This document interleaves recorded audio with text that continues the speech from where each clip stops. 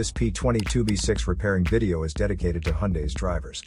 If your Hyundai is getting a P22B6 error code, this video is going to show you one practical solution to fix the error code at home. Use the Zeus app to scan your vehicle and see the error code P22B6. It indicates that the engine control module has detected a reference voltage that is not within the range of oxygen sensor number 2 pumping current trim circuit for bank 1. Here are one of the most practical solutions to fix Hyundai's P22B6 error code. Method A, the oxygen sensor.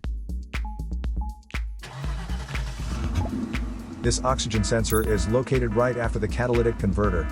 Bank 1 is on the side with cylinder number 1. Sensor number 2 is usually the downstream oxygen sensor behind the converter. Visually check the oxygen sensor's electrical connections, wire harness, and metal tabs for any damages. If damages are found, then replace the oxygen sensor. If there is no damage found on the oxygen sensor, you would need to take your car to consult professional mechanics. So here are one of the most practical solutions to fix Hyundai's P22B6 error code. After the repair, you can now use the Zeus app to clear the error code.